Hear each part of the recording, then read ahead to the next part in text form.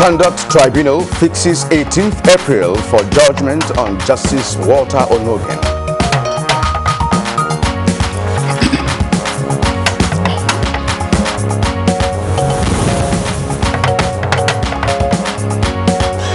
Federal High Court orders forfeiture of property traced to former Minister of Petroleum, Desiane Alison Madweke.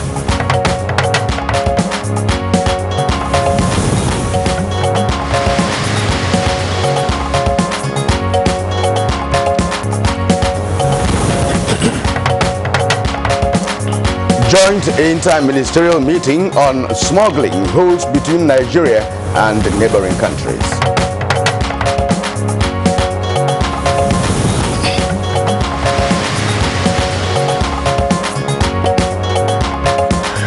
And on Good Morning Nigeria today, our focus is on the petroleum industry, prospects and challenges.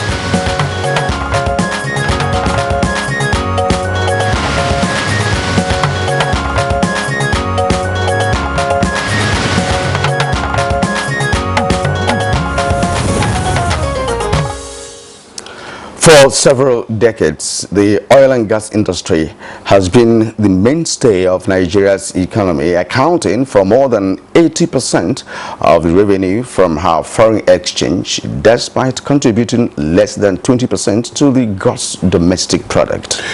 And after many years of dominance by international companies, the Local Content Act is helping local players find their fate in the industry, while several other reforms are being targeted at further repositioning the industry. Of course, amongst such reforms is some would say, beleaguered Petroleum Industry Governance Bill.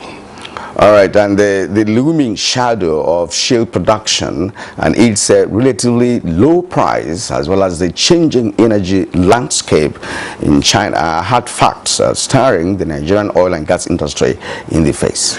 Now, other issues such as the state of oil block licensing, joint venture funding arrangements, oil theft, leakages and sabotage, plus the state of the nation's refineries are cardinal before managers of the petroleum industry. And the country's gas revolution blueprint and gas commercialization project, fiscal and regulatory provisions, environmental challenges such as oil spill and gas flaring, as well as the state of the downstream sector, are major factors that have also shaped the sector. Now, the recent suggestion by the International Monetary Fund, that's the IMF, that Nigeria should remove fuel subsidy triggered speculations of an impending hike at the price of refined petroleum products, in particular petrol. And this, of course, by last week created quite some panic in terms of purchases across many cities around the country. But of course, the federal government has given assurance that there is no immediate plan to remove fuel subsidy. Well, you wouldn't trust Nigerians, when it comes to panic buying. That has been our culture for a while now. Absolutely. Yeah. Absolutely. I mean, we all saw it on Thursday, Friday. Exactly. Yes. The fuel stations that had fuel were claiming that they had no supplies. Exactly. And the next day they started selling. They started selling when they had no fresh deliveries. Exactly. That's right. Now, the country's dependence on oil as its major source of revenue has over time elicited concerns among many Nigerians who insist on efforts targeted at producing more byproducts from the commodity. All right, but there are certainly some bright spots in the country's oil industry, and this, of course, will include the rise in the quantum of oil production to not less than 2 million barrels per day versus the figures that we used to have in previous years. There's also relative peace in the Niger Delta, plus a recent appointment of Nigeria's Minister of State for Petroleum, Dr. Kachikwu, as president of the Association of the Ministers of Petroleum and Energy in Africa. And this appointment, of course, is for the third time. All right, and these issues informed our focus on the prospects and challenges in Nigeria's petroleum sector. Welcome to Good Morning Nigeria, the second in the week. I am Kirian Umaya, and we are reaching you live on the network service of the Nigerian Television Authority, of course, from the nation's capital city of Abuja. And I'm Kingsley Osadolo. I join my colleague here and also welcoming you to this edition of the program, in the course of which we shall have our customary segments, and these include newspaper review, business, sports, foreign, and others. But right now, let's begin the highlights of the morning news, and here's our colleague Fatima Omar Buba. Hello, Fatima.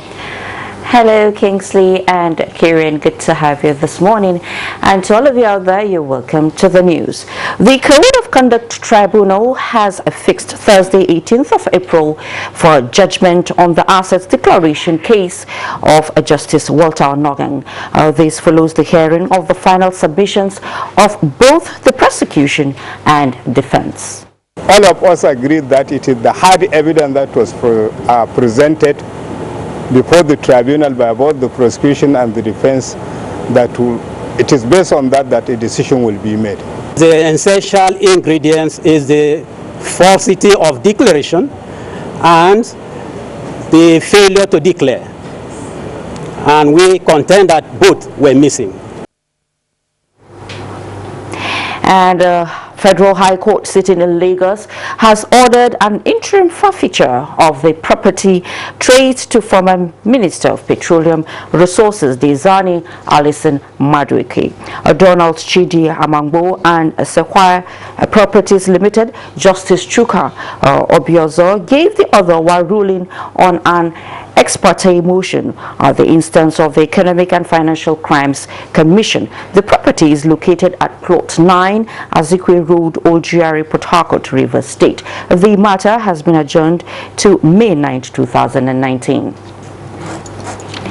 And the long arm of the law has caught up with the social media blogger Ibrahim Owala. Ibrahim was convicted by Justice Halilu Yusuf of the Federal High Court, Maitama, Abuja, for defaming the character of a government official by publishing false information against him. And Nigeria has begun a robust engagement with its immediate neighbors, Niger and Benin Republic, to tackle once and for all cross-border smuggling that is threatening its national sovereignty.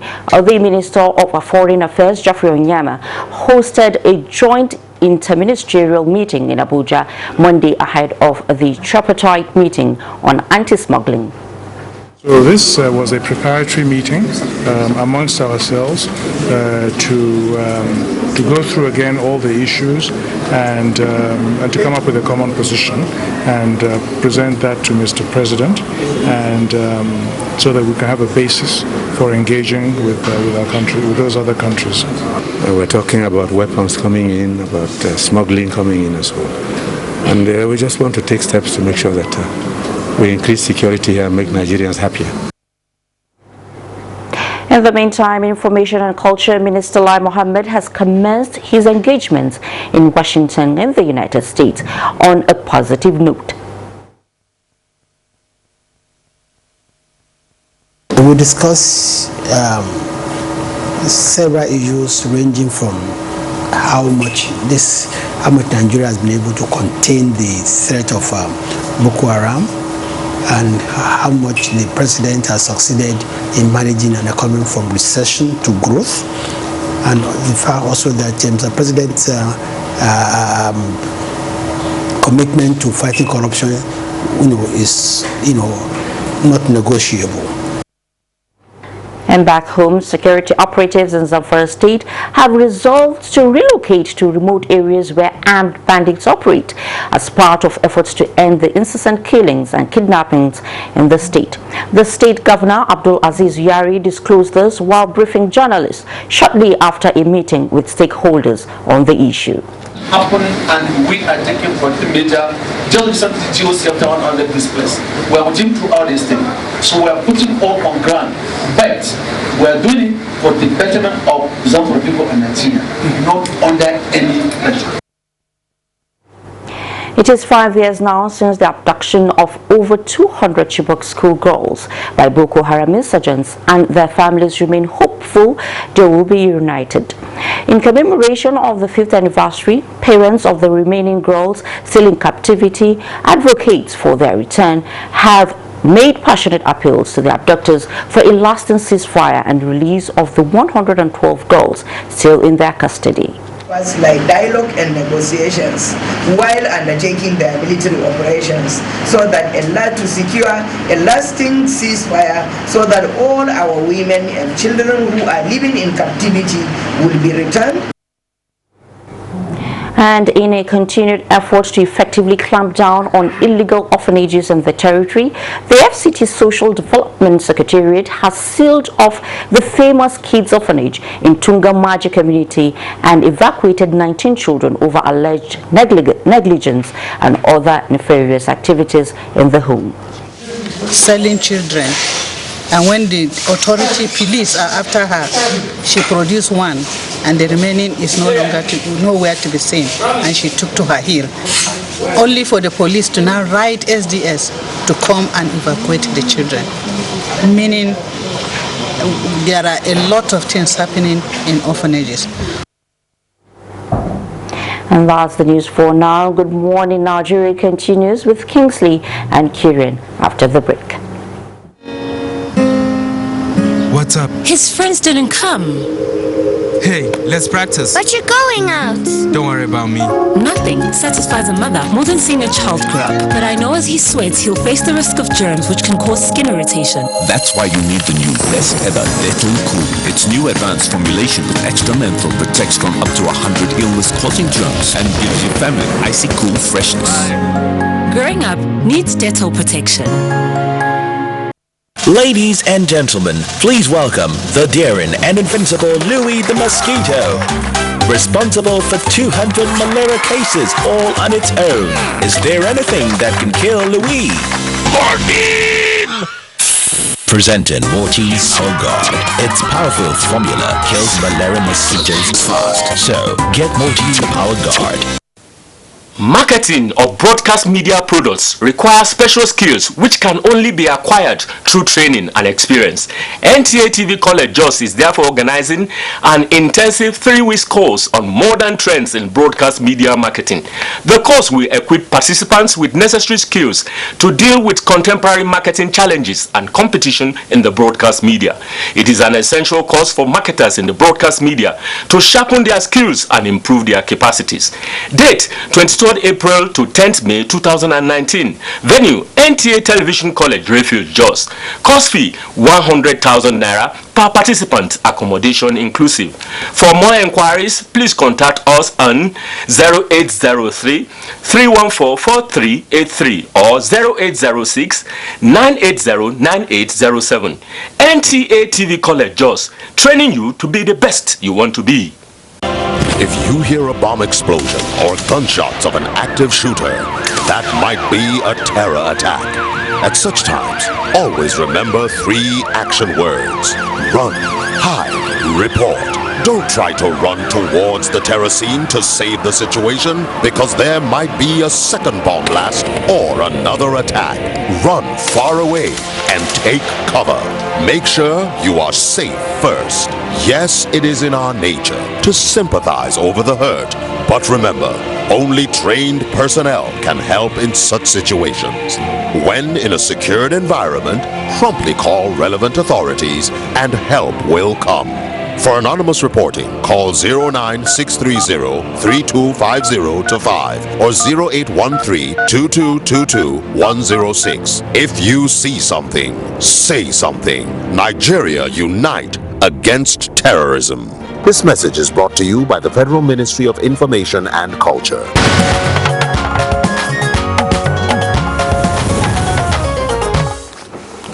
On to Good Morning Nigeria. Now to business. Civil aviation is a critical element in Nigeria's transportation system as well as Nigeria's economy. Government's recent bowing to the need to expand and elevate the sector is indicative of its resolve to not to leave any sector of the economy behind in the economic recovery and growth plan. Here are more details with Kolo Mohammed on Business News. Good morning. Great to have you join us on Business News. The conduct of monetary policy by the Central Bank of Nigeria since 2008 has been designed to influence the growth of money supply consistent with the required aggregate gross domestic product growth rate, ensure financial stability, maintain a stable and competitive exchange rate of the naira. These experts applaud to a commendable extent. Monetary policy stability is key, and I think the central bank, in my view, to a large extent, has helped to achieve macroeconomic stability, in Nigeria. And you need macroeconomic stability for even the fiscal, policies to also function well. The Central Bank of Nigeria has been working to ensure stability in the foreign exchange market, and this has ensured fair stability of the naira against international currencies, including the United States of America's dollars. And civil aviation is a critical element of Nigeria's transportation system and indeed its economy. The aviation sector has witnessed growth over time, and the government bowed to the need for expansion and elevation of the sector by airport upgrades in terms of runways, control towers, landing equipment, fresh licenses, and general infrastructure in hopes to promote safety, discipline on the part of the service providers, and absence of needless delays and cancellations. No go to the airport, stranded, having an appointment to catch up with business, to catch up with social engagement. And the aviation industry also helps at the economy. So people should have, I want to have a business transaction in Lagos at so time, and I'm to return to Abuja on schedule. There are ways airline operators also expect passengers to conduct themselves in order to get prompt, efficient, and top-notch professional service. And finally, the equities market opened the week on a negative note as NSE All-Share Index dipped by minus 0.22% to close at 29,495.91 basis points. Let's now bring you how the market indices played out on Monday.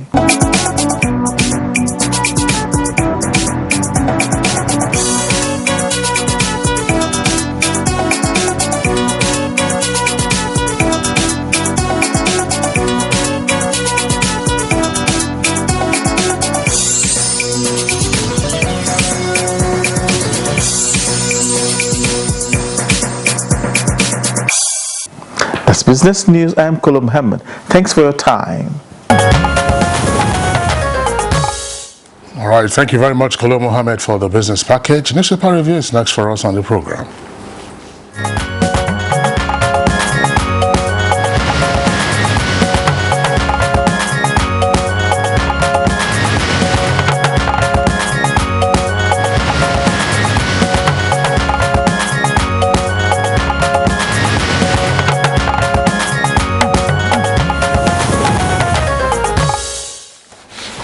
And Bayo Atoyebe, our newspaper reviewer, is already here with us in the studio. Bayo, good morning and welcome. Good morning, Kirian. Thank you. Good morning, Kinsley. Good morning, Nigeria. All right, Bayo, good to see you. We have about 6 or so newspapers this morning, including newspapers, with the editorial that makes it 6, I believe. Now, let's begin with the Nigerian Tribune. We just take it from top to bottom. Nigerian Tribune, above the nameplate, you have the headline, CBN's 174 billion naira investment in rice threatened by smuggling. And the writer says 2.8 million jobs may be lost. And beside that is another headline, says JAMB arrests over 50 professional exam writers for impersonation. That story is inside at page 8. Now, below the nameplate, you have 3 headlines. It says CCT, that's Code of Conduct Tribunal, to deliver judgment on Onoge Thursday. Nigeria and Cameroon troops kill 27 terrorists. Kachikwu blames fuel kills on logistics gap. That's on page 10 of the Tribune. Now, the lead story comes with a kicker, extrajudicial killings. IGP, that's where he's an acting Inspector General of Police, says area commanders and DPOs to be held liable. That's on page 2 in greater detail. Election Tribunal Another kicker there says PDP protests non-release of electoral materials by INEC. Insists Buhari must tender his WAEC certificate. WAEC certificate not needed to be president. That's according to Kayamo. Gunmen killed pregnant woman and 15 others in Nasarawa. Details on page 3, and you can see the photograph of the tribute there. That's the Catholic Cathedral in Paris, France, on fire. That's that incident occurred on Monday. Of course, the structure is said to be around 65 years old.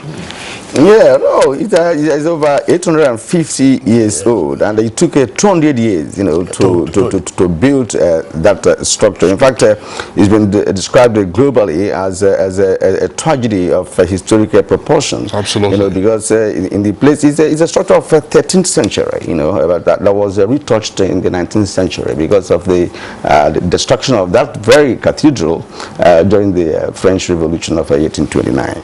Okay. Notre Dame Church is our Lady's church, and what a time to go up in flames. The Holy Week preceding Easter. Very sad indeed. Absolutely. Very. All right. Yes, I have the Punch newspaper, which also captures the flames at the Notre Dame Cathedral in France yesterday. All right, now let's begin from the top. Just from the top of the Punch newspaper, I will advise Buhari on fuel subsidy, says Kachikwu. The story is on page 29. And some private universities aiding academic corruption, says JAMB registrar. The details on page 13. And herdsmen killed 16 in Nasarawa during naming. Now 67 Taraba residents kidnapped. That's on page 9. CCT fixes judgment in Onogan's case trial for Thursday.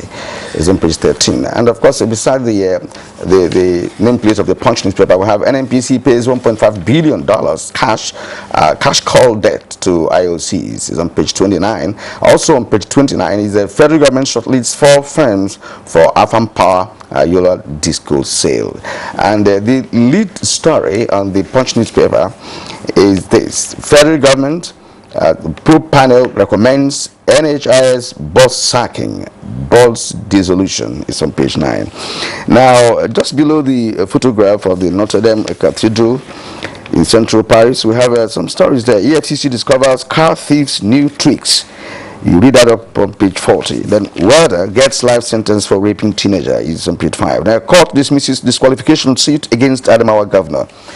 Page 10 has that story on the Punch. Let's bring in Bayo now. Yes, you know this ringing story about fuel scarcity, whether there was sufficiency of or not. Luckily now, the Minister of State for Petroleum has said there are logistic problems. But the Telegraph is reporting that many fuel stations in Lagos have shut their gates to motorists, and the consequence is that motorists have now increased the fare. And the scarcity has transcended Lagos. It is also in Delta, Rivers, and Ogun. Are also parts of Osun and Kwara State. The NNPC says there's fewer fuel in 55 depots across the country. However, Telegraph says the survey indicates that some depots don't have sufficient stock. It reports about depot owners using small ships to go over to the seas to do what they call ship-to-ship transfer as far as Takwa Bay to get petrol. 2 ships, Pine Express and High Seas, have berthed with about 42,000 liters of petrol. The Tribune also reports that 10 vessels arrived jetties in Lagos this week. Earlier on, 8 others that have arrived have discharged their contents over the weekend. Meanwhile, former head of state, General Yakubu Gowon, said that Nigeria ought not to be in the business of importing fuel. And he's lamented that if the plan he had while he was in office was followed, Nigeria would not have been suffering what we are going through now. He said they had planned to have 5 refineries. The one in Warri, Kaduna, and Port Harcourt would have been dedicated for domestic fuel, while 2 others were specifically to be designated for export. But wishes were horses. But so far, we are stuck with our refineries and we have to import fuel. The Acting Inspector General of Police has declared that any officer found culpable in any extrajudicial killing will be charged to court and made to face the wrath of the law. the Acting Inspector General of Police visited Lagos over recent cases of alleged extrajudicial killing. You recall the incident of the young man who was killed, a football fan, and the other killing at Ajegunle just 2 days ago.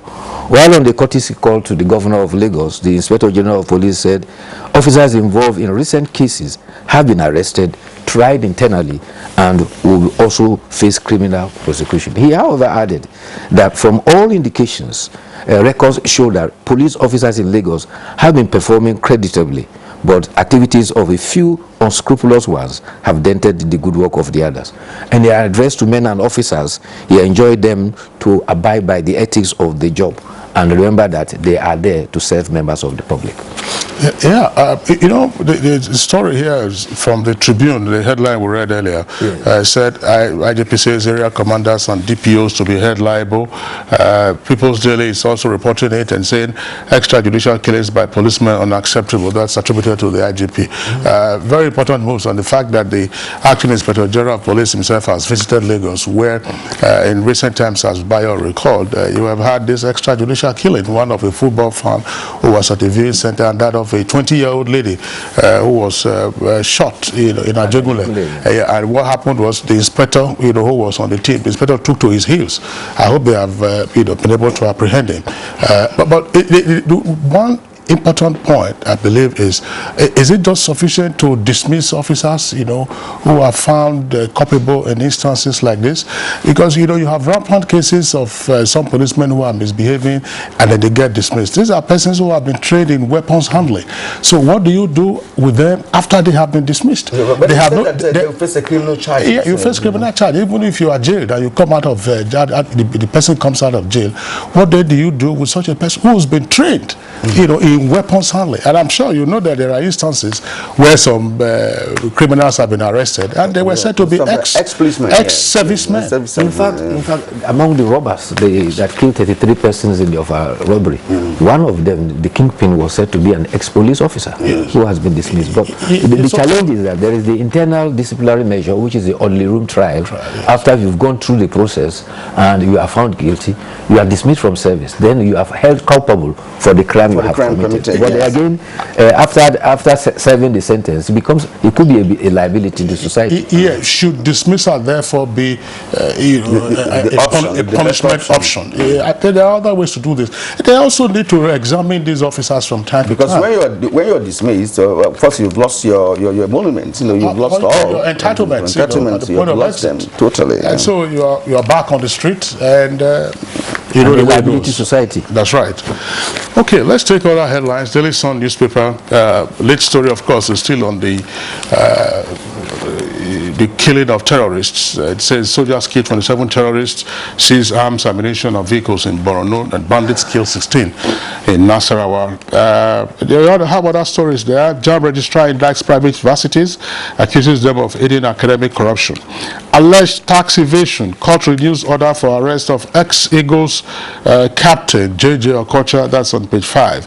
We are seriously in search of Chibok girls. That's according to Bureau Chief of Army Staff. Now, the photograph on the front page of the Sun newspaper there shows a Sudanese soldier who's joined in a traditional dance group to celebrate around the military headquarters in Khartoum yesterday amid protests against the new military council and calls for a civilian government. I hope he doesn't lose his job after this, because the junta is still in power for now. Though. It's still in power, but it just reminds you of what happened in Russia. I mean, where it was the first Soviet Union, when there was an attempted coup by some of those, I can't remember, some Boris Pugo and others. And then Boris Yeltsin, of course, then took charge. And you recall that there were tanks on the streets, but the soldiers didn't fire a shot. If anything, the protesters were placing roses on the roses. Well, attention has been drawn by the National Universities Commission that 303 applications has been received for private universities. Currently, there are 170 universities in Nigeria. 43 of them are federal, 48 states, 79 are private. Among the 79, 32 are from the organized private sector, and 2 are for Christian-based university, and 32 are Christian-based universities, 2 are Islamic-based organizations. Professor Abubakar Rashid, the Executive Secretary of the Universities Commission, is saying that universities is working with the National Assembly to review the guideline for the establishment of private universities. You will recall that even at the National Assembly, at the House of Rep and the Senate, there have been motions severally to establish a university, or a college of education, or a polytechnic in one constituency or other. And sometimes they have even enjoined the federal government to take over some higher institutions and convert them to university. This is a challenge for the National Universities Commission. And the comments that were made during that session was that several persons have different views about the private universities. Some accept that there are some first-class universities, but there are other private universities who are not first class, but are actually indulging in corruption. Yes. All right, gentlemen. Let me take leadership newspaper. That's the lead story on that. That's the lead story on that before we go to the editorials. Now, INEC battles 557 court cases over 2019 polls with 2 riders, 3 presidential, 21 governorship, 88 senate, 202 reps, 235 assembly seats pending. Now, PDP tackles commission over refusal to release electoral materials. That's from the leadership newspaper. Now, we can go to the editorials for the editorial. Now, editorial is about xenophobia. Time for Nigeria to take action. Well, let's just read a portion here. Nigeria cannot look away and allow her citizens being slaughtered in South Africa. Citizens who carry out legitimate businesses in South Africa and elsewhere in the world must be protected in the face of aggression by host communities. Yes, the editorial is happening on the fact that only this month 5 Nigerians have been killed in South Africa. 2 were shot and are suffering serious gunshot wound. Only last month also in KwaZulu-Natal as well as in Mpumalanga, there were attacks against Nigerians. The editorial is happening on the fact that it is not enough for persons concerned, particularly to dismiss it as that such attacks are unfortunate, that Nigeria must take drastic action, and they are calling on President Muhammadu Buhari to take punitive measures to ensure that President Cyril Ramaphosa of South Africa will be forced to take stern action. They have advised that the ambassador in Nigeria, South Africa ambassador, should be summoned and be told specifically that Nigerians should be treated fairly. They also, however, lament that it is needless to wish for a borderless Africa when Africans are failing to be their brother's keeper, particularly about foreigners living in their country. However, the editorial is, however, saying that there is a social cohesion program that has been introduced in Gauteng, and that is an initiative that will go a long way in eliminating xenophobia in South Africa. It's unlikely, but best of luck to them. It's unlikely. Okay, Baya Tebe, we'd like to thank you for being with us today. We'll see you again tomorrow, midweek. Thank you. For newspaper review session. It's Good Morning Nigeria, still on the network service of the Nigerian Television Authority. We'll take a short break now. When we return, we'll be discussing the prospects and challenges in the petroleum industry. And of course, we have a special guest with us.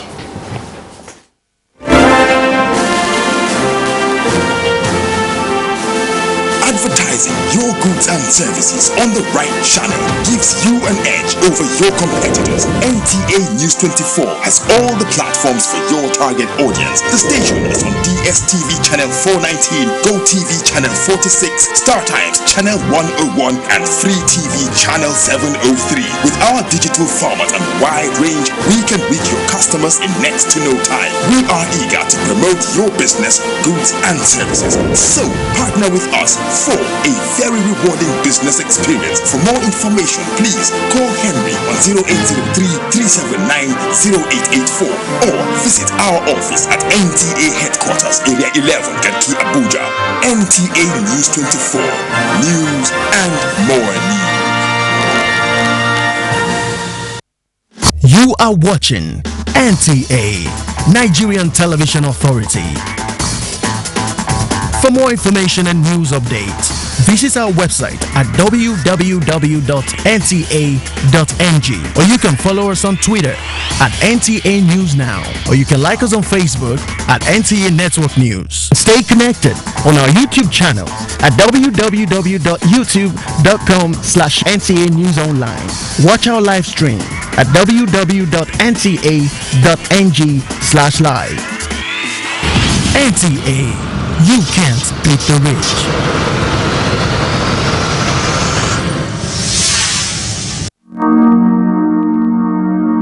Nigerians. Suicide bombers are not spirits. They are not ghosts. They are human beings like you and me. They live amongst us. They are your neighbors. They are your friends today, but terrorists tomorrow. So you must know your neighbor now. Security begins with you and me. Know your neighbor. Be vigilant. Be security conscious. Report suspicious persons, objects, and movements to the police and other security agencies. The security of our nation is a duty for you and me. If you see something, say something. Nigeria unite against terrorism.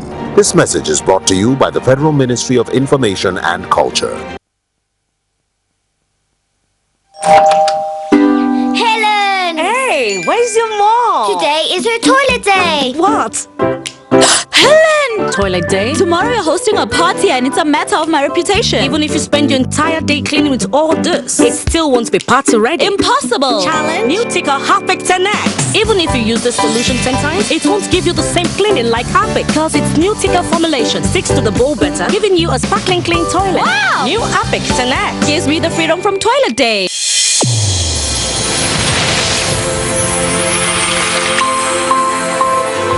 A new edition of TV Guide is out with special focus on the role of the media in election coverage. Exclusive on the National Broadcasting Commission, its mandate as the sole regulator of Nigerian media. Dr. Toba Daba then and Ishak Modibo-Kawu now. This edition also features the king of stand-up comedy in Nigeria, Ali Baba. NTA standard to be ready for election transmission after decades of abandonment. Find out from the DG transactional elections in our political space. An evil wind that blows no good. DG, National Orientation Agency Caution. TV Guide, your indispensable companion, x-rays the impact of social media on electioneering process as electorates present their expectations from incoming government. Meet some TV professionals behind the screen and other inspiring stories in sports, entertainment, and lots more. Grab a copy at the vendor near you or NTA stations nationwide. TV Guide, your indispensable companion.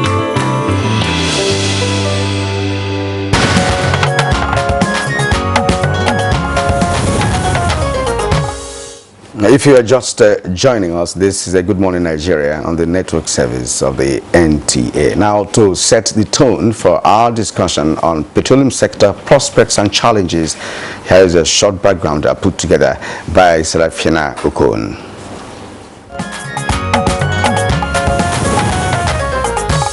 Crude oil remains the highest contributor to the nation's gross domestic product, GDP. Many factors have shaped the oil and gas industry, one of which is gas flaring. This refers to the burning of natural gas that is associated with crude oil when it is extracted from the reservoir. In petroleum-producing countries like Nigeria, many have raised eyebrows over the level of investment in the oil and gas infrastructure, insisting that more needs to be done. Other areas, such as oil spills arising from crude oil theft and sabotage of facilities referred to as third-party interference, remain a major challenge. Illegal refining has also been identified as another issue responsible for most environmental damage from oil and gas operations in the Niger Delta region. Government's plan to help reposition the sector includes security of oil installations, new business models, joint venture cash calls, production and reserve growth, gas development, oil and gas infrastructure, and refinery upgrade and expansion. Issues such as the epileptic shift in the international oil prices, transparency, accountability, and non-implementation of reforms over the years have been identified as factors that have limited the nation's potential in the sector. Many have wondered why it appears as though the gains of the industry are not commensurate with the huge revenue from sale of oil and gas. Another major issue of concern to many is the state of the Petroleum Industry Governance Bill. Guests on Good Morning Nigeria will throw more light on these issues in a moment.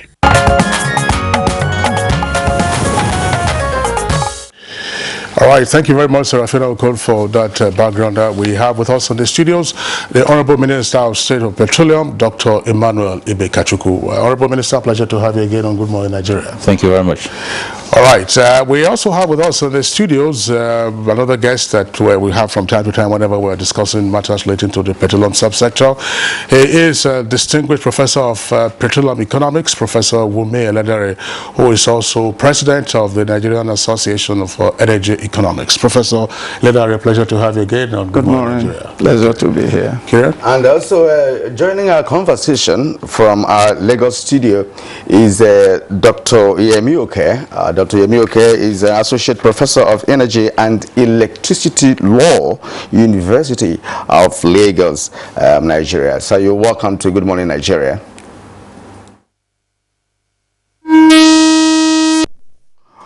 All right, and also in Lagos is an oil and gas expert, Bala Zaka. Bala Zaka, it's good to have you this morning on Good Morning Nigeria. Thank you. All right, Honorable Minister and gentlemen, once again, a pleasure to have you with us on the studios. Let's begin the conversation first with the Honorable Minister of State for Petroleum, to talk about all the issues before we then bring in the guests to respond to matters arising and indeed other matters that we shall table. Honorable Minister, let's of course take a look at what is happening. Since last week, there's been some, if you like, uncertainty with regard to supplies of refined petroleum products, in particular petrol. We had stability for a long while, and then all of a sudden IMF saying remove fuel subsidy, oh, we are not getting enough supplies, and so on and so forth. Panic buying, some stability in Abuja, but elsewhere the reports aren't so salutary. What's happening? Well, I think the reactions that you see both in the media and amongst the populace is to be expected. Petroleum is so much in the key center, nerve center of our lives that whenever anything happens, it attracts a lot of attention. First, let's take the issue of the scarcity.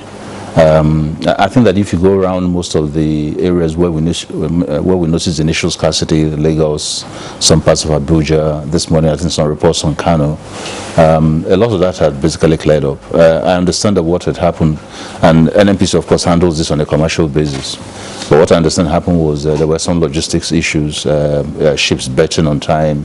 Warri particularly had a bit of a difficulty in terms of what you might call lightage vessels being able to get lined up on time to discharge. That's been done. About 10 of those vessels were sent in about 2 days ago, so I think Warri is also lightened up. I'm hearing some complaints this morning about Kano. There should be sufficient products in Kano. Now, what tends to happen is a reactive commercial behavior. Once people hear that something is going on, especially given the IMF sort of advice to the federal government, people put two and two together and say, oh really? Okay, maybe this little of logistics, not really logistics. Maybe there's a price change coming. And Nigerians are positively aggressive about their businesses, and the moment you know it, they begin to shut down supplies with the mind to hopefully take advantage. But clearly, on those two issues, there isn't a decision on fuel price increase. Secondly, there isn't insufficiency of product as of today. At least as of yesterday night when I checked, we had about 28 days of product sufficiency in the country. So what I've asked NNPC largely to do is to quicken up on the logistics issues and ensure we do not have the gap. We've enjoyed fair sobriety in terms of petroleum supplies over the last, even over the last few months, over the last 1 year, 2 years. Even during the period of election, we had product. We should be back to normalcy, hopefully, within today and tomorrow. All right, thank you, Honorable Minister. But within that period, there were assurances from Nupeng and other key stakeholders in the sector that there was no need for panic buying. And now we are knowing that there was a disconnect somewhere, with respect to logistics and, of course, supply. It's always good to let Nigerians know the truth in good time. But also, I don't know, Kingsley, whether it's a coincidence, because it happened when the IMF boss was advising Nigeria to remove fuel subsidy. And of course, the Minister of Finance, Zainab Ahmed, reacted immediately to say that, look, we can't just go doing that now because we don't have buffers, to cushion, the effect of removal of the subsidy. But, Honorable Minister, is there any need for that, in the long run, and what, in your opinion, should be put in place, before that? Because it's like an inevitable thing to do if we move forward economically. I think the way I address this sort of issues is to want to be very brutally frank about what the situation is, and then try and posit some suggestions on how we go forward. First, is fuel subsidy hurting the country? Absolutely. There's nobody's going to run away from it. If NNPC says they spent about 2 trillion in terms of under recovery last year, then definitely that's money that can go into providing some succor in terms of areas of development and infrastructural growth. But can you? But that's not the end of the issue. The issue is that first, are your refineries working? Because if you don't have functional refineries and you're still importing, and then you suddenly say, look, I'm going to take the lead or the lead of the cap, what you're going to have is a blossoming of prices in a manner that the government cannot control. Second issue is what are the economic indices looking like? Is this a period where you want to impose what you call some level of hardship, further hardship on this system? I obviously was privileged to GMD of NNPC in 2016, and I did the price hike. And I can tell you that even at that time, the president was very much against that. But the reality was that our financial circumstance was such that if we didn't do it, we didn't even have money to be operational as a country, and so we did. Thank God, more due to his trust in his reputation that he wasn't going to do the wrong thing with the money, and then to the resilience and understanding of Nigerians, we went through with that. The expectation had been that after that you have what you call, and I had put together a concept of a modulating pricing regime, which will sort of bounce up and down depending on how prices go on the international market, because at the end of the day, price of petroleum products is a reflection of price of crude. We don't have monopoly over that. So a country's got to determine whether you're going to sell your crude at the right appropriate price and then turn around and use it and provide subsidy. I think ultimately we will need to address subsidy in some form of shape. Now, is it to remove it completely? Maybe not. It's a conversation that is going to be cross-departmental. It's not just Ministry of Petroleum, Finance is involved, Labour will be involved, the presidency obviously will take the lead on this. But I think that the president has never had a doubt in my mind about the fact that subsidy hurts. The issue is, are we in a position to do something about it without creating a lot of damage and hurt? That's always been the issue. And so I think his belief has always been, let's fix these refineries. Let's get the logistics. Dangote refinery 2020, 2021, if it's on stream, if our refineries are all done, then this whole importation issue becomes more of a private sector concern as opposed to a government engagement. And at that point, you can then begin to say, are we really taking off, or are we just letting the market itself determine pricing? The other issue is that you've got to, in my view, do an analysis of what the federal government-owned stations could do versus what the private sector stations could do. It is possible they can continue some element of subsidy, within the parameters of government-owned entities, and let the private sector drive its own fairly and pure commercial concerns. And after a while, what you then find is a merging of behaviors, because argument has been made that quite frankly, 80% of those who own vehicles, other than transportation vehicles, had the novel reach. So in some sense, you are subsidizing, quite frankly, a lot of people who have the resources to be able to move forward. So there are lots of issues involved in this, and I think what we require is a holistic conversation on that to determine the next way forward. There are reports that Nigeria consumed some 1.2 billion liters of petrol in 2018. There is no indication as to what percentage of that was refined locally, if any. What is the state of our local refineries? 4 of them.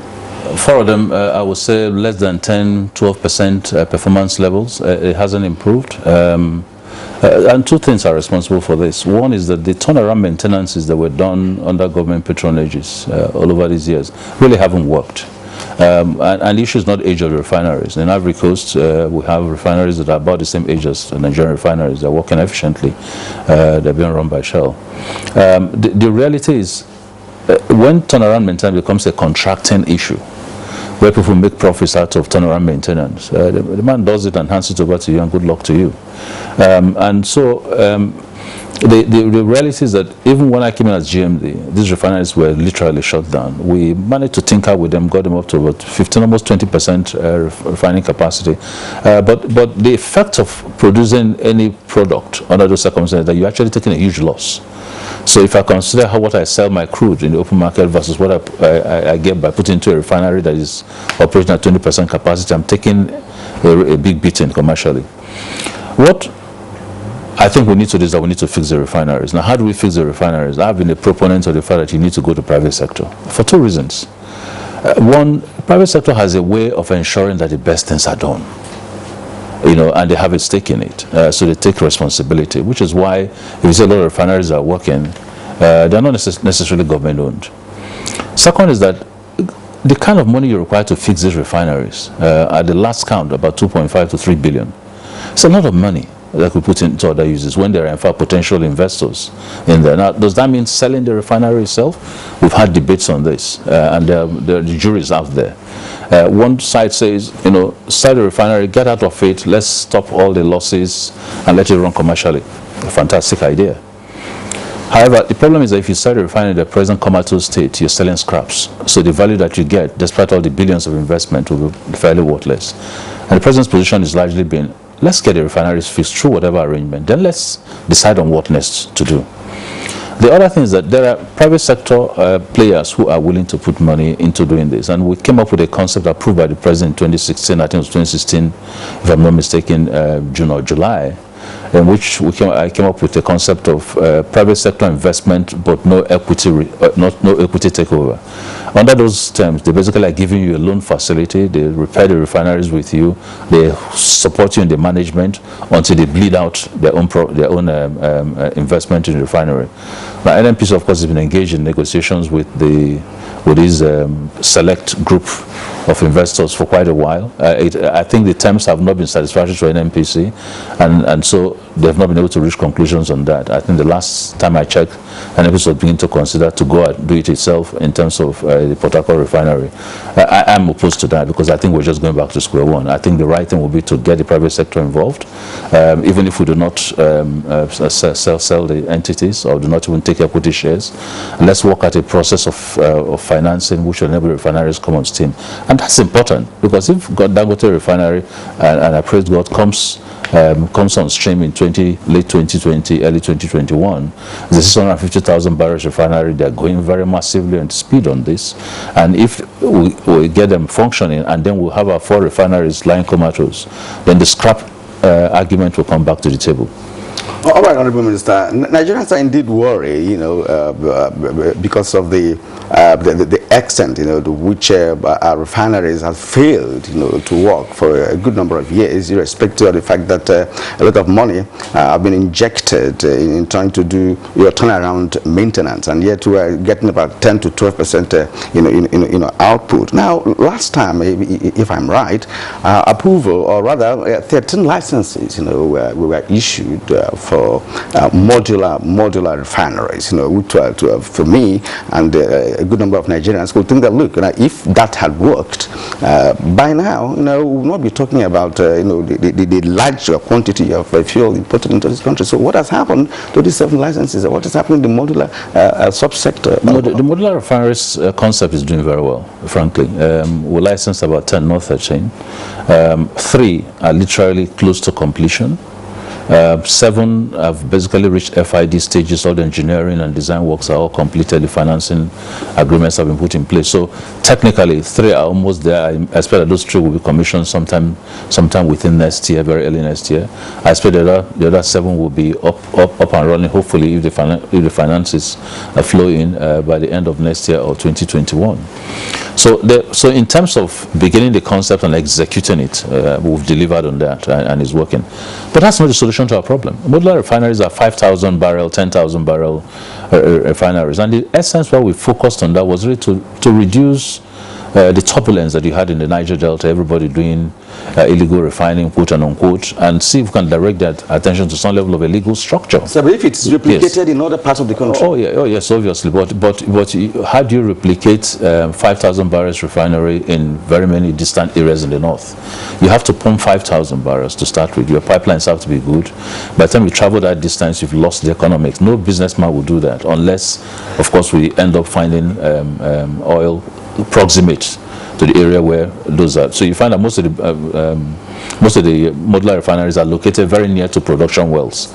But yes, if you solve the problem in a state, it's like taking a state off a national grid. Exactly. So if you solve a state problem in a state, that goes on. So we're doing that. But refineries don't happen overnight. When you approve a concept, there's going to be approval in DPR, which was fairly fast because it was done online. There's going to be engineering drawings, which has to be approved for its approved in terms of its engineering capabilities. There's a financing aspect to be looked at. There's the design, then there's the building, then there's the operational testing. So it doesn't matter what you do for modular refineries. It will take you an average of between 1 and 2 years to get a modular refinery up and kitchen. So we're doing very well on that, but that hasn't solved the central problem. You talked earlier about what, in your view, will be a brutal response to the subsidy issue. Why has it been a challenge to also adopt a brutal approach to dealing with Nigeria's 4 official refineries? I'm asking this question against the background of what happened 12 years ago. In the twilight of President Obasanjo's second term, the Port Harcourt refinery was sold, and then when Yar'Adua came into office, of course, he annulled that transaction. Now, 12 years on, we have seen, as you have just said now, less than 15% installed capacity in terms of operational purposes. Why, therefore, are we still bent on, as it were, spending money on these refineries so they are not sold as scrap? If you have an international auditing firm or even a national auditing firm that properly values the refineries, why don't you get rid of them? And then let's stop the bleeding that we're having in terms of outgoings on importation. Well, like I said, the jury's out on that, and I tell you, it doesn't matter which side you stand on. There are very credible arguments in support of that. Should we sell and get away from the bleeding? Good indices, good arguments. Are you in a position to do that right away? In terms of the uncertainties about importation, like we're just talking about this. I find, for example, that there are the critical moments of fuel scarcity in 2015, 2016. The fact that I could get those 15-20% out of refinery wells was a big divine help in some of those times. But obviously, those are not the reasons why you keep a refinery going. So yes, I think all arguments are on the table. The president has just won a second term. I'm sure that this is one of the things that he would look at, get opinions from all of us who support him in this, and make a decision whether to sell, whether to keep, whether to repair by private sector, and put a timeline to when this needs to be done. Now, the difficulty you also have is, remember that somebody embraces these refineries, that's NNPC. So whatever you're doing, NNPC is going to be comfortable that this asset that they have, which you're trying to take off them, that they've been taken off them in the right circumstances. So there's both a policy aspect and obviously a commercial profit-geared aspect to this whole argument. But I'm sure it's something that we need to do. And I think the urgency of Dangote refinery coming on stream, the urgency of the modular refinery coming on stream puts added pressure on those who manage those refineries to do something quickly. All right. I just wanted to, just before we bring in the other guests, so maybe jump into another area, upstream or midstream. I was just wondering, is there a sense in which we are placing so high a stake on the Dangote refinery that is coming on in Lagos? You're very familiar with the Lekki Peninsula. Sometimes I've asked myself, how will the refined products be evacuated? Have we thought about that? I mean, then what infrastructural outlay will be required? Are we going to have another Apapa nightmare on that particular axis? Well, in fairness, one of the things that the Dangote refineries owners have done is they've done a massive dredging. For you to bring in even the, recently they brought in the biggest, one of the biggest installations in the world. The only way they could have done it is that they first of all invested and dredged heavily and created an ocean-type buoy capacity in those areas to be able to take in some of those. So obviously there will be therefore be ease of movement in terms of vessels. Again, I would imagine that until we address pricing issues relating to downstream sector, if I was an investor in the refinery, I'd be looking into how to look at exports. And so it's always going to produce and look at export potentials until you're able to create a price parity. So they're prepared for that, I think, sufficiently. And the fact that it is way out means that most of the deliveries will be done, I would imagine, more holistically by marine as opposed to by road, because otherwise if you're going to pass through the Lekki corridor back into Lagos and all that. But again, realize that some of the exits from those points go straight into the Badan Expressway from there, so you don't need to actually go back into the city unless you're supplying Lagos and the environs from there.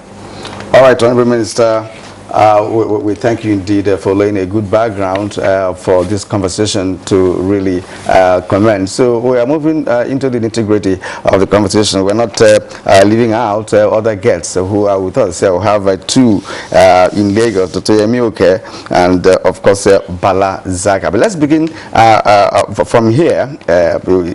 Professor Wumi Iladere, he said, you've listened to the Honorable Minister and he has touched on different aspects of the oil sector, but there are other intricacies in the sector that you may like to, comment from. But I'd like you to, first of all, touch on what the minister has said. Let's get your own perspective on all of that. Subsidy, refinery, modular refinery, and the expected Dangote refinery in Lagos.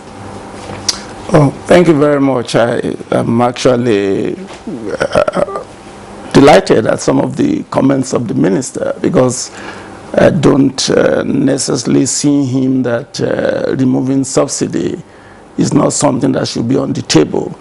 I think what I heard him said is the consequences of it. And we have been talking about the consequences for the last how many years. Even when I was in Petroleum Engineering School 40 years ago, subsidy removal has always been an issue. And the argument is the social unrest that is anticipated. What surprised me though is that because I look at the minister as literally being the one to drive, unless the power for him to drive and debate these issues are just not there. Because I don't see the minister myself having a divergent view with respect to the consequences of not removing this subsidy. I think we know it. We are just afraid of social unrest. But there's actually a social unrest inside because of the sufferings that we all are experiencing because of this perpetual, what I call a gorilla in the house. Because when you spend a big portion of your budget on subsidizing consumption, so many other things suffers. If I would call it Pareto optimality, it is impossible for somebody to be better off without someone else being worse off if you are operating at an efficiency level. And that's what you see.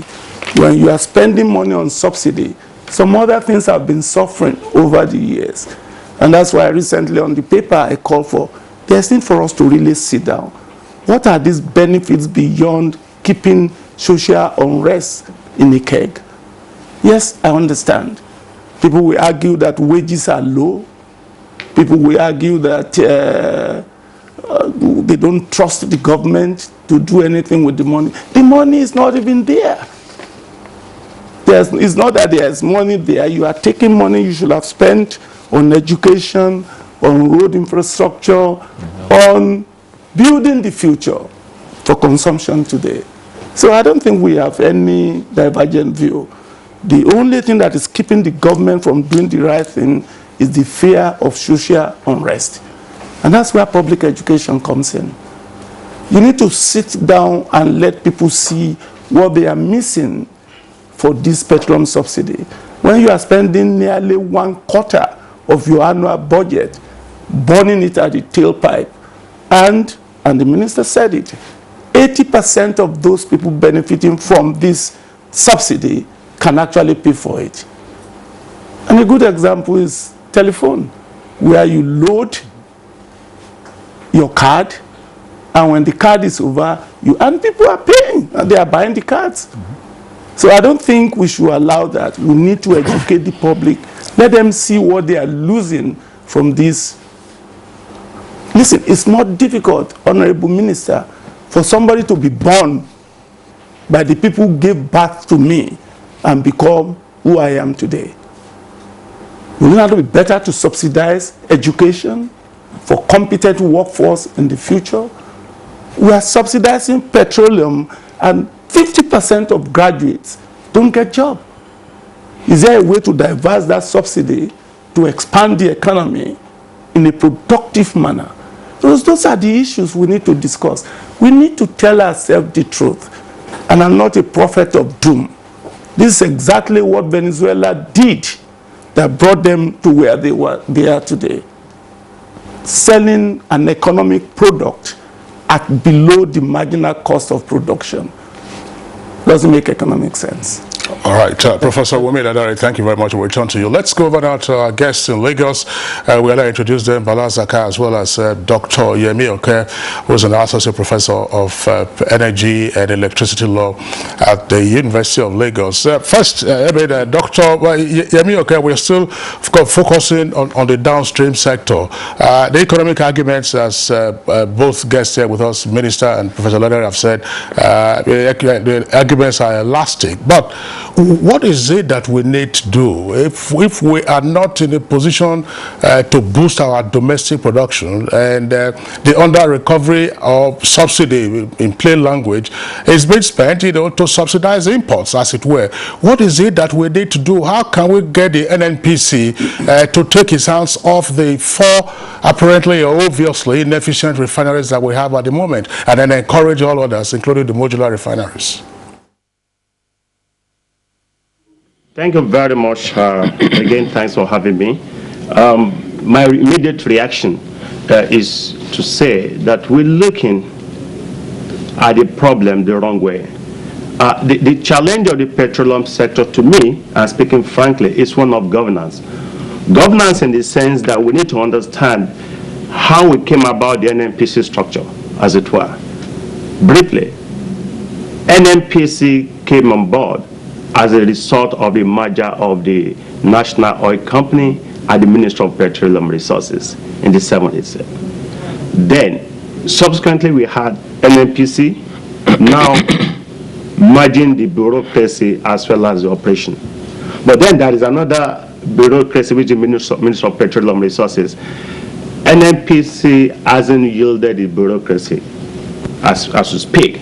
So we have both the bureaucracy and core operations of the petroleum sector in the hands of NNPC. To me, NNPC is even much more strategic than the Ministry of Petroleum Resources. Of course, that's why we had all the issues. Initially, the minister was having some problems or challenges with the NNPC bureaucracy, the GMD. Those have been resolved.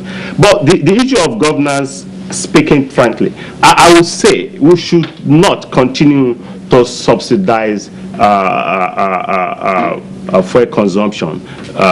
Subsidy is not the issue, but the challenge is, are we subsidizing? We don't need to subsidize corrupt tendencies in the sector that some of us see. The way out. Countries have taken strategic steps to take cars off the road, to reduce level of reliance or dependence on fuel consumption. The IMF is already warning Nigerians that, hey, this might eventually happen. I'm not as optimistic, so to speak, that we will not have fuel pump price being jacked up slightly at some point, because really we don't have much in terms of alternatives, because this is out there.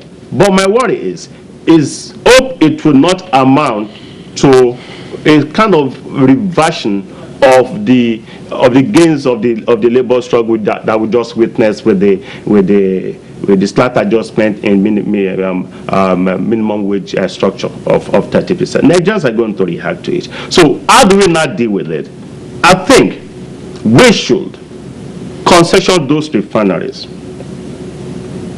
We shouldn't sell them outrightly. We can concession them on tenor or structured concession, 20 years thereabout. let's see what's going to happen. I wouldn't really support that we should hang or hinge our hopes on the upcoming Dangote refineries alone. That's not going to work. That would be quite a challenge. Well, there should be a gradual withdrawal of bureaucracy of NNPC, as we speak, from refining refineries. As to modular refineries, I'm not as optimistic because those are not significant in terms of what we really need as a nation. We have 10, 15 maximum that you can get from modular refineries will be 20,000 capacity, which is insignificant. Again, we need now to deal with what everybody knows in the country are operational challenges in the sector. We haven't had much of a progress in terms of the Petroleum Industry Governance Bill. We balkanized Petroleum Industry Bill into several bills. Now even the Petroleum Industry Governance Bill hasn't become law, and after several decades. We've had Nigeria Extractive Industry Transparency Initiative, which is supposed to kind of be a watchdog or a kind of financial scrutiny of the sector as it were. We have not had much. We have Petroleum Industry Local Content Bill, which ordinarily local content should have had values, core value, return values to operationalization of the petroleum sector. We haven't had much. We have the cabotage regime. We haven't had much. We've been having series of reactions from the media and the civil society group, particularly, of course, I read recently, just yesterday, when one of the legal advocates, precisely Mr. Femi Falana, was asking questions about the $60 billion shortfall as a result of misapplication or inability to operationalize PSAs, that's the production sharing contract, by so much national oil companies. Those are challenges we really need to deal with. Then, how do we face it? We are challenged in terms of what the country can afford. We can't continue to subsidize corruption. I mean, the problems were not caused by the current administration. And Dr. Kachikwu is a sector person, well-respected cerebral person, right from when he was even in Mobi. I've known him for close to 2 decades now. Those are not problems he created. He's been struggling to manage those problems. But the bureaucracy of the petroleum sector is not in the Ministry of Petroleum Resources. The minister couldn't do much in terms of that. And NNPC, as it were, to me, is almost autonomous and independent. So it's only what NNPC wants to happen that will happen in the petroleum sector. It worries me. What is bad in the petroleum industry bill? What is bad in the petroleum industry governance bill? What is bad in the series of several laws that we've had, even those that have been passed and signed into law, that are not being effectively, efficiently operationalized? I mean, even if the bills are bad, let's change the clauses, let's replace them. But then, to me, it's not really looking good. But we'll be warned, because there's no way the country can run efficiently. And the trend is such that the world is de-emphasizing reliance on petroleum products. And those are not good signs for Nigeria. We've been oscillating around 2 million per barrel on daily basis. We haven't exceeded that, except when we had challenges in the Niger Delta that we crashed slightly to like 1.2, 1.4. It's always around that, but the country is taxed. The weight bill is increasing. Pension liabilities of states and federal government increasing. Government has just jacked up minimum. Professor Yemi, we are going to return to you for further analysis, but we have heard you, and the Honorable Minister also has been itching to respond to some of the issues you raised, but that will be after we had spoken to Bala Zaka, who is an expert, in oil and gas. But well, let's get your opening comment on the already established premise, lingering inadequacies in the sector, especially in the downstream subsector of the industry. What is your own perspective? We have listened to the 3 guests before now, so we must have formed opinion on some of the issues that they have raised. So let's get your take. Correct. I will start with the definition of subsidy. Subsidy is a universally economic cushioning concept. Subsidy is not a Nigerian balance. It's a universally accepted cushioning concept.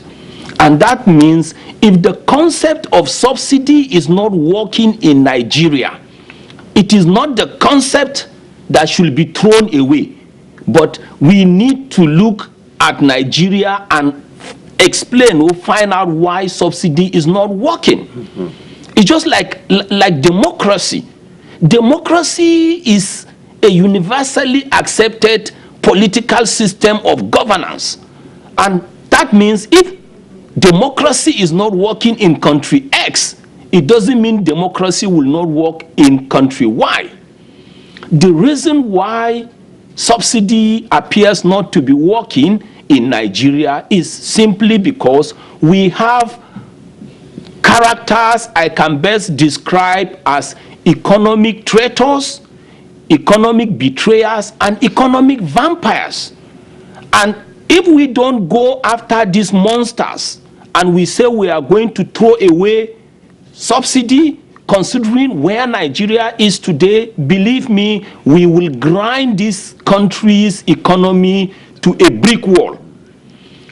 Another thing I want to say is this. Please, I want to appeal to the conscience of those who are calling for the removal of subsidy around this time to understand or to differentiate between Nigeria as a rich country and Nigerians or the citizens of Nigeria as poor people and people who are groaning under economic pains. There are two different things. Nigeria as a country is rich, yes. Foreign investors will always want to come in because the country is rich. But why is Nigeria called a rich country? Nigeria is called a rich country because of our endowment. Of course, we have gold, just like you discovered in Zamfara. But that didn't stop Zamfara from being called a very poor state. Right? We know all this. So we have the resources. We have the mineral resources. We have all the natural resources. And we have the human endowment. So as a country, Nigeria can be described as rich. Foreign investors will want to come in, take advantage of our resources, and see the much they can do or to help themselves. But as Nigerians, we are poor or we are not doing well. I don't need to go through the economic indices. They are all there. So if we don't go after the monsters, those who don't want the concept of subsidy to work, believe me, one day we will be reduced to a melancholy country, whether we accept it or not. Refineries not working today purely has to do with the new system or the approach of the government. And I can explain that practically. Between 1965 and 1989, this is it. We had the first refinery in 1965. That's the Port Harcourt refinery. We then had the Warri refinery in 1978. We had the Kaduna refinery in 1980. We had the second Port Harcourt refinery in 1989. From 1990 to now, you're talking about 21 years. The current generation of leaders have not been able to construct one additional refinery, and they have not been able to maintain the ones they inherited. Do we need anybody to tell us that we are going to run into energy crisis? And that is why we need to be very practical to ourselves. Let's assume the other generation of leaders, within 24 years, they were able to construct 4 refineries. Are we saying those leaders were not visionary? And the leaders we now have between 1990 and now, who didn't bother to maintain the existing refineries they inherited, are we saying they are more intelligent and the other leaders are dummies? Please, let's be practical and honest with ourselves. Assuming we decide that every political cycle, and what I mean by political cycle means every 4 years, even from 1999 to now, every 4 years, we decide to construct or maintain one old refinery. By now, there will be self-sufficiency. The practical reason also why we are looking as if subsidy is an issue or Nigeria is groaning in pains is because we are in. Well, Balasaka, thank you very much there for your points, along, of course, with Dr. Yemi. Okay, we'll return to you, gentlemen, subsequently. As my colleague Kirian said a moment ago, the Honorable Minister, State Petroleum, has been listening to all the comments about the three gas, including Professor Iledare, and he would like to respond to some of the points that have been raised, plus other questions that we're going to put to him right away. Thank you very much. Very, very intelligent conversation. But I think one of the things you notice, the point that I made the first time, that is it's a very emotive issue. Absolutely. And as you listen to each camp in this, you find fairly logical, fairly legitimate arguments. First, let me make the point that another thing came from the point made by my colleague Professor Dare, that why is the minister not the one executing the solutions rather than helping me point out the problems? All over the world, petroleum subsidy issues have been issues for the president of a country. They're that emotive. You couldn't just get up and say, I found a solution, I'm going to go and execute it. Because he has other considerations. There are security considerations. There are social upheaval considerations. There are geographical balancing considerations. That's why he's president. So obviously, we're working hand in hand together. In my own particular case, of course, he's also the Minister of Petroleum. So work hand in hand in this. But it's not something, quite frankly, that you can single-handedly and on a solo basis go to execute. That's one. Now let's deal with let's deal with what are the solutions, because the truth is, anytime you do this, and luckily I had the experience of doing this in 2016. You have very positive arguments that says, why is this happening? Well, let's get it out. Once you do it, the streets get flooded by protesters. You have 5 or 6 or 10 days of no activity in the country. So any attempt to remove a subsidy must be very well managed. In 2016, we had meetings with the Nigerian Labour Congress, with all the trade unions. We held meetings with the Assembly. We held meetings with all the security apparatus. And even when there was a consensus on how we were going to do it, we still had, at the very tail end of the moment, Nupeng and Pengason supported, but of course the other members of the trade unions pulled out of it. Eventually, thankfully, Nigerians saw through what we were trying to do and let it happen. And thank God that happened at the time, because really when you look at the gap today, a landing cost today is about 180 naira per litre, a sale price at 145. Imagine if it was 90 something. We would literally be a bankrupt country. So thank God that it did happen. But the point I'm making is that anything you're going to do on subsidy requires a very efficient management of information, getting everybody who's a stakeholder to tie into it. And are there solutions? Yes, there are solutions, but there are sequencing of those solutions. The first is, should we deal with removal of subsidy? I was gung-ho when I assumed this position that there's no way I was going to tolerate a subsidy regime at the time, in 2015, of about 1.2, 1.3 trillion naira going on. There was just no way. We couldn't even have the capacity to continue to pay. Today, we're still owing monies arising from those subsidies. And so I convinced the president that this needed to happen. Thankfully, he listened, he agreed, and we did. Now, we then had over-recovery period for quite a while, and then we went into this upward swing in pricing that's now taking us again to under-recovery. Now, therefore, I think that first and foremost, we need to find a way of fixing our refineries fairly quickly. Whether it is private sector, whether it is government funded or whatever, my preference, like I said, has always been private sector funded. But however we do it, we need to begin to fix those refineries. Because I think the union has never really said they would not be supportive of an attempt to take away this subsidy element. The union has always said that if you're doing it, show me what you do with those new receipts of income. That's one. Two, what do you do with the refinery? Because unless you do that, you're simply going to run around in circles. So therefore, we need to address those to even get their buy-in. That is one. The fact that a private refinery is setting up shop does help our case a lot more. The fact that modular refineries are coming does help our case, but we need to deal with the refinery. Second, you need to segregate between those who need subsidy and those who don't. And I do agree with Professor Zaka that nothing necessarily bad with some element of subsidy. If it is well managed, if it's very little, I mean, if private sector can take it away completely, fantastic. I mean, that's the most ideal situation. But I think that if you actually segregated between those who need subsidy and those who don't, you find that 80% or more of the population who get subsidy today do not need it. And so it may well be possible to have a twin system whereby some filling stations are able to do their business on the commercial basis. They're not government entities. They bring in their products, they sell at their own profit. If they can sell it, fine. We tried it when we removed subsidy first, and what you found was the prices started going down because competition was very good for the system. Then you have NNPC, which is government supported, to say, okay, people who are most vulnerable, transporters, which is really the key, those who transport goods, transport food. A lot of these vehicles, by the way, use diesel, not PMS. But even for those transporters, we can then come up with a system that says, yes, you can go to an NPC filling stations, get as many as them, and over a period of time on an experimental basis, sell your own products at slightly subsidized volume. What you would have is that a huge volume of imported product will be imported on purely commercial basis and sold on purely commercial basis, and some elements obviously will be semi-subsidized over a period of time until we find that there's no need maybe to continue it, as the case may be. So sequencing is very important. Getting the populace behind it is very important. What plans you have for your own local refineries is very important.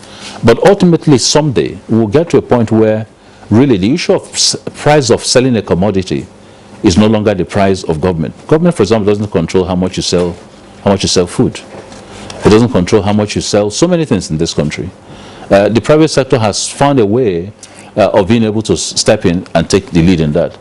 Petroleum is also a commodity, and we'll probably get to that sort of system somewhere down the line. Okay. All right, Honorable Minister. I just want to carry just before, I'm sorry to jump in there. The supply side is one issue that's not been addressed. I mean, Dr. Yemi Oke was talking about concessioning the refineries, but I'm sure these are matters that analysts will take up in future. And this program will also take a cognizance of other issues surrounding the sector, not just refineries. There are other aspects of this conversation that we're going to touch when we return from this break. This is Good Morning Nigeria. Stay with us.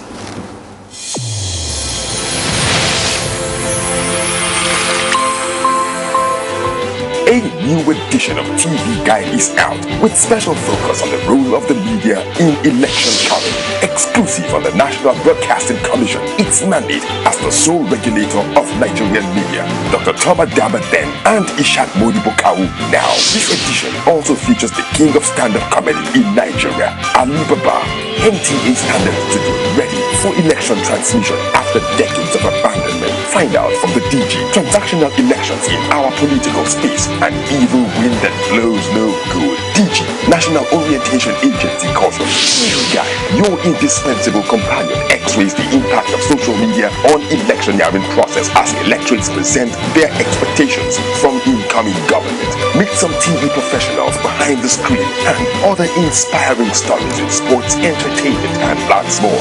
Grab a copy at the vendor near you or NTA stations nationwide. TV Guide, your indispensable companion.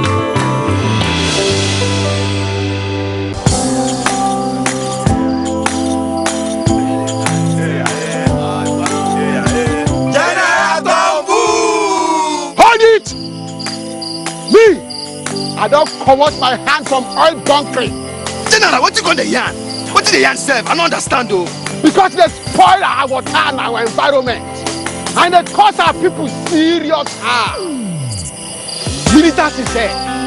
You know good. Me, I not do again Sam. Because why? Change begins with me. General Tombu! This message is brought to you by the National Orientation Agency in conjunction with the Federal Ministry of Information and Culture.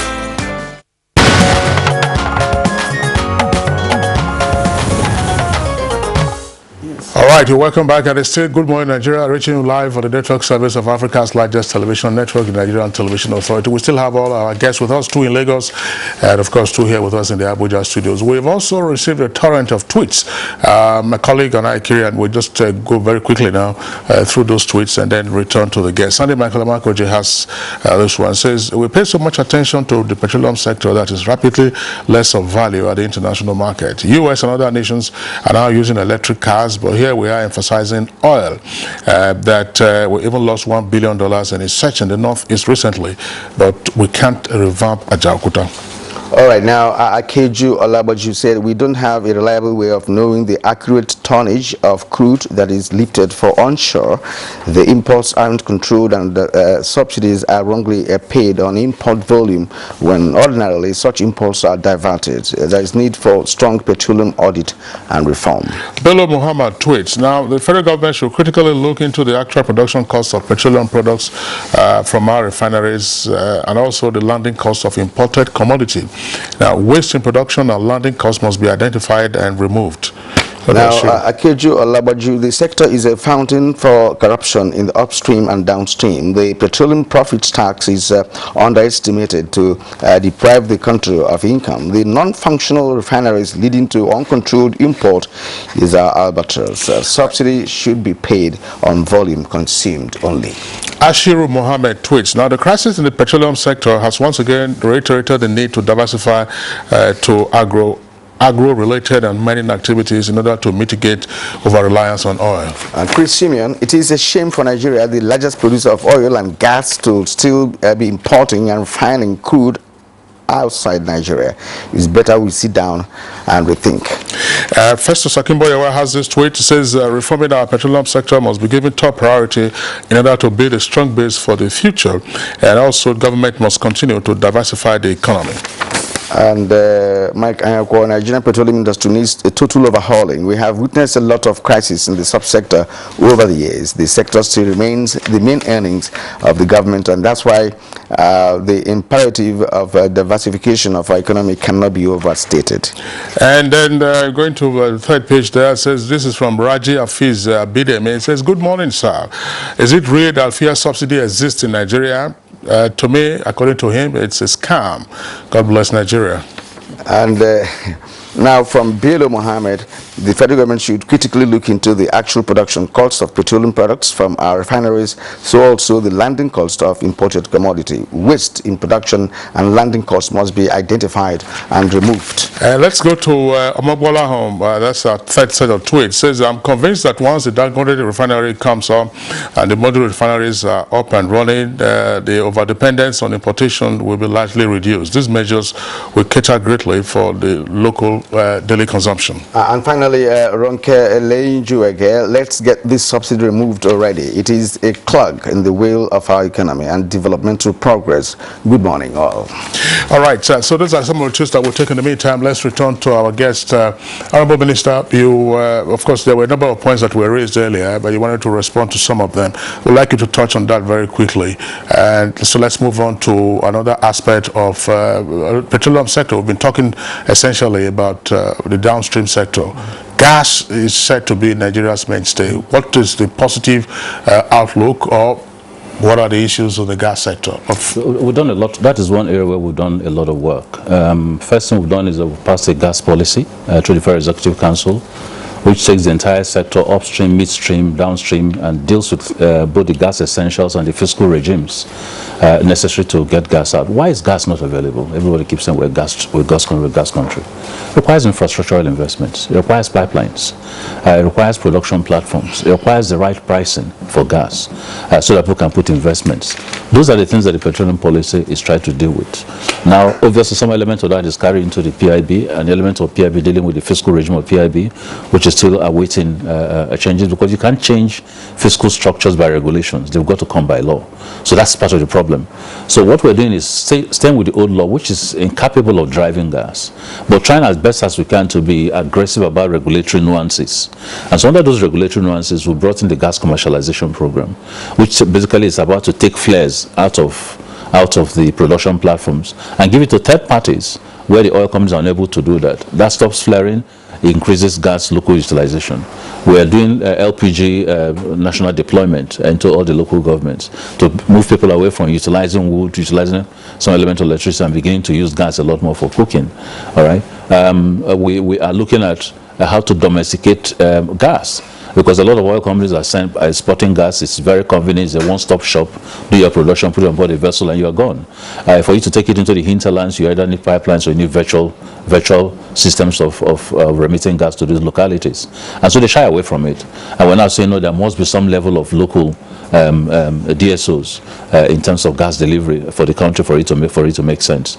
So a lot is being done. I think that if we can address the infrastructural deficit in the gas area, if we can address the pricing issue, if we can address the business model, the PSC negotiations, which are still ongoing with NNPC, who are the joint venture partners with these people, we can, quite frankly, unlock gas. It's absolutely important that in the next 4 years of his presidency's governance, we're able to create a parallel income stream and onboarding crude, so that we're able to create a parallel income stream involving gas and obviously involving crude. And so so we need to address these three areas. Cooperation with the assembly is very key. We both need to work aggressively at this. Some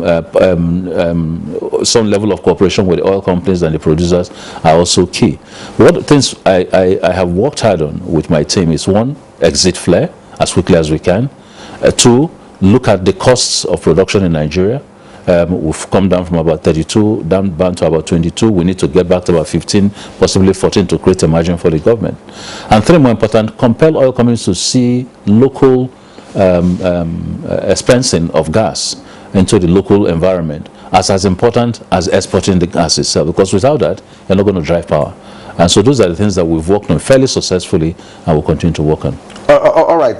Thank you, Honorable Minister. Let's return to Professor Iledare. Speak to some of the issues the Minister now raised, which of course he said Nigeria is doing well. But just to remind us that because of gas flaring in Nigeria, we are contributing up to 12.5% green gas emission. Of course, that has been assessed, and put out. Now, the inadequate pipeline infrastructure, Minister mentioned part of infrastructure, inadequate pipeline infrastructure, unreliable gas supply, and of course, we'll be looking for any remediation measures, that could tackle that. The Minister has just mentioned that a lot is being done in that respect. So, what's your own take on what you know with respect to poor infrastructure and, of course, unreliable gas supply? Again, thank you. And I think we said this over many times. We must have an understanding that gas reserves is better than is different from gas capacity.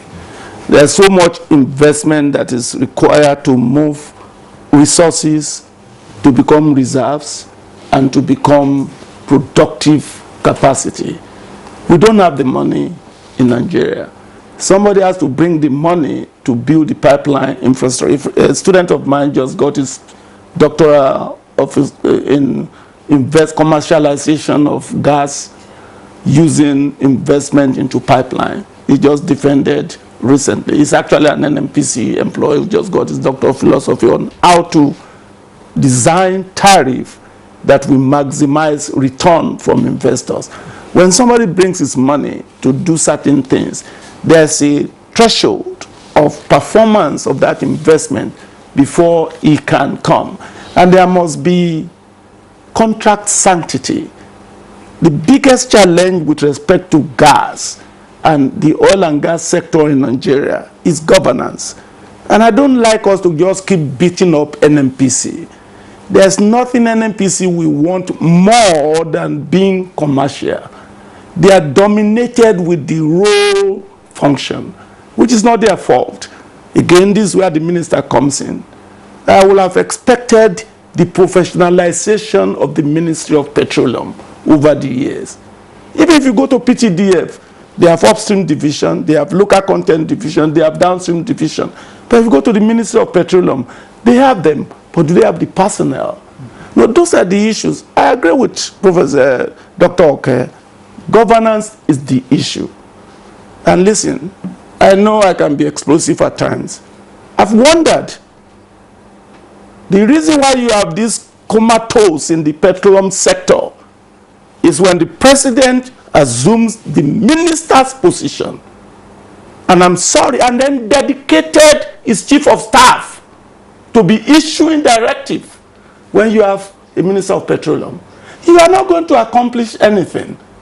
So maybe we need to think of having the power to govern the oil and gas sector to somebody you can hold accountable. You can't hold the president accountable for the failure. Yes, he's the Minister of Petroleum Resources. So those are issues. Governance. We prepare a petroleum industry governance bill that is in sync with the federal executive approved petroleum policy and gas policy. And yet the president refused to sign it. Based on 3 reasons. Those are issues. They create what I call uncertainty in the presidential sector. And that's affecting gas. That's affecting your LNG. You can't have Olokola. You can't have all of those things. Because investment uncertainty does not guarantee investment performance. The biggest challenge we have in the Nigerian oil and gas sector is governance. Don't blame NNPC. They have the capacity. The ministry does not have the capacity. And the capacity is not being built until he came with Dr. Okon helping to get ministry people to get scholarship to the train. So they were not done before. Is there any structural defect in the arrangement? Of course, there's a structural defect in the governance of the industry when the commercial, the regulatory, and the policy are not distinct. We've been saying it over and over again. That is the essence of the Petroleum Governance Bill. Transparency and accountability, separation of commercial from policy and from regulation. And we've not been able to do it over 20 years. I was going to bring money to invest in pipeline when your governance is shaky. All right, Professor Iledare, thank you very much. Of course, the minister is still here, so we have the opportunity of responding to the issues that you have raised.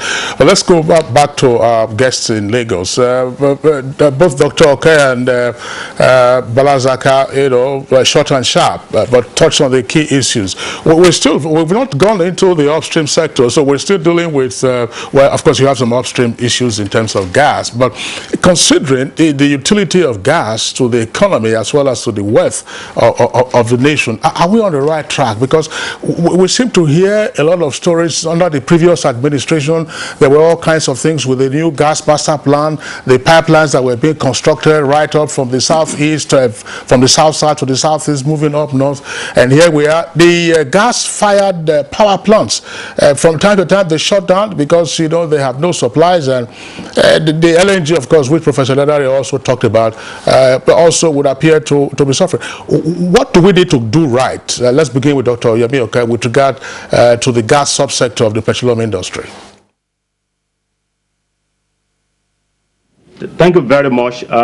Gas is, I would say, we have achieved good success vis-a-vis gas policy and utilization. But my starting point would be to key into what Prof said briefly. It's still a bit of challenges of governance. And a practical example, in the last 2 years, I've been involved in seminars, workshops, and whatever. I realized those were only for NNPC officials and those of his subsidiaries. We haven't had benefit of similar trainings for bureaucrats in the Ministry of Petroleum, in Petroleum Ministry. That's on the side. Then let me go back because those are issues, serious issues that we really need to start to look at, talking about governance issue. But as to gas, let me say government has done well, satisfactorily from our point of view. Let me start with the LPG, liquefied petroleum gas, or otherwise called cooking gas. You've seen a kind of an upward trend in terms of domestic gas utilization, particularly for cooking. Then you've seen government coming on with somewhat progressive gas policies, and the operators are now being subject to domestic gas obligation, because we notice a trend, particularly in the NLNG regime, where gas produced are off the tarmac for export, and that distorted domestic gas utilization. We had a bit of private sector intervention in terms of gas pipelines and the rest, but then the Nigeria Gas Company (NGC) also tried its best. But we've seen government responding much more positively in the realm of LPG, I would say that, also in the realm of liquefied petrol, LNG, Nigeria liquefied natural gas. But there's a bit of a challenge there. We've had the LNG doing well. We've had the brass LNG stocked, and we had the OK LNG comatose. Of course, we need to revisit those major projects, and I can see even from the body language of the governor-elect of Ogun State, he is willing to revisit those issues. Two, the third point is gas utilization for the power sector, which I'm really passionate about. We really need to revisit that. I would say we need to incentivize gas production targeted at the power sector. I'm not going to say that should be kind of direct subsidy. Of course, we could do through pricing, which the Honorable Minister rightly mentioned. He's a very well-experienced sector person, so I wasn't surprised that we've seen positive progress in terms of gas utilization. But we need to do much more in terms of gas utilization in the power sector. There should be directly policy that enables the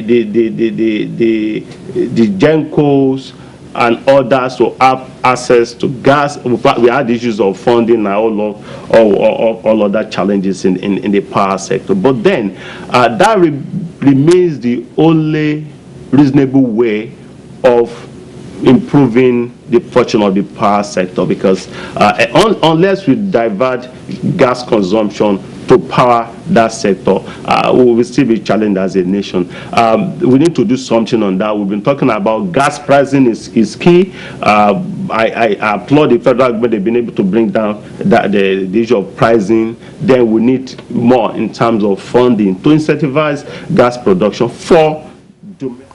All right, thank you, Professor. Okay, let's get to Zaka presently.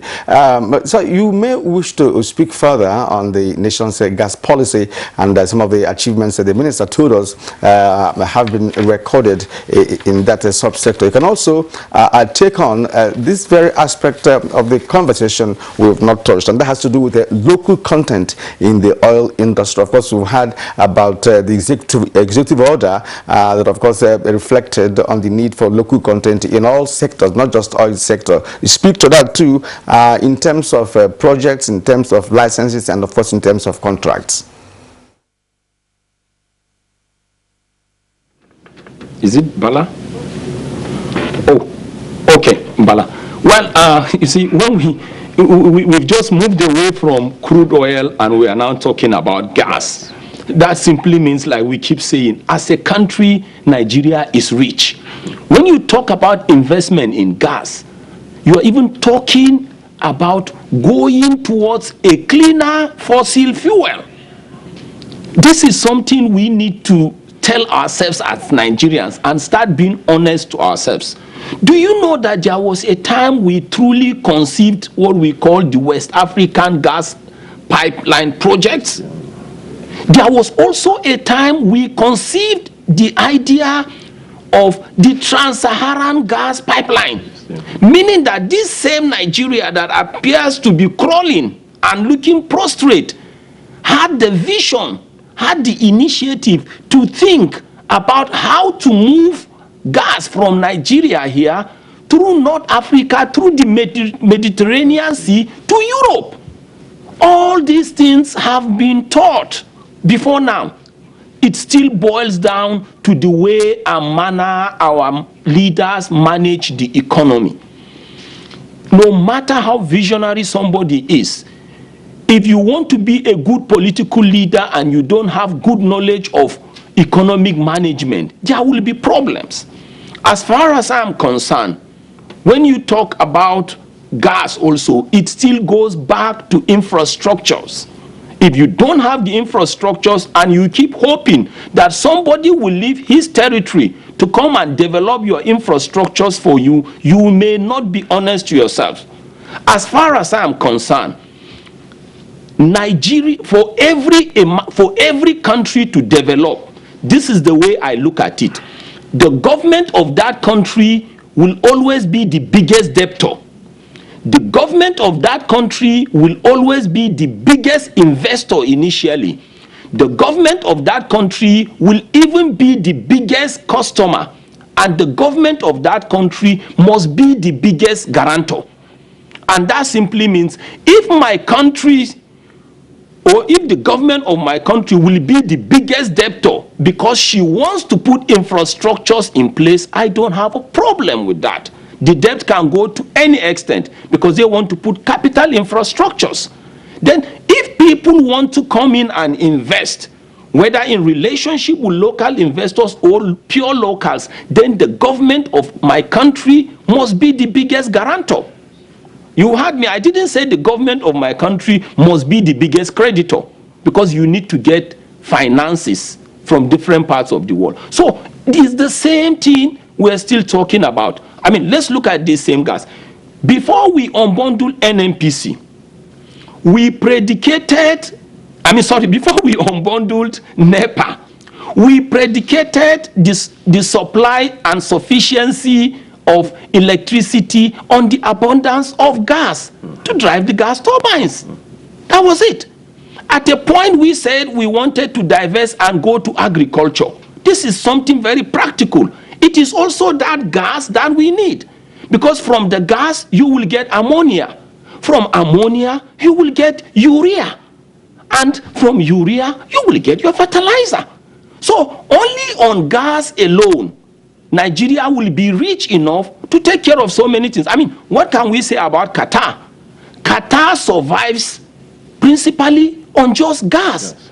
And we have... Balazaka, well, thanks a lot. We're getting pressed for time, actually, and there are a number of issues on the table for the minister to respond to. Back again to Dr. Emmanuel Kachikwu, Minister of State Petroleum. We know that you have some rejoinders to some of the points that have been raised, but we also have two other issues. So maybe just take these ones along before we wrap up to this conversation. The first one is, in addition to your responses, there is supposed to be a new licensing round for oil blocks. What is the status? Is it going to be transparent? That's one. Two, you've just been elected the third time as the president of the Association of Ministers of Petroleum and Energy in Africa. What does that mean? Do you have a wider view now of the petroleum industry on the continent? Are we threatened? Can we drive it? Can we have intercollaboration and so on and so forth? What does that mean? Three loaded questions, I believe. Yes.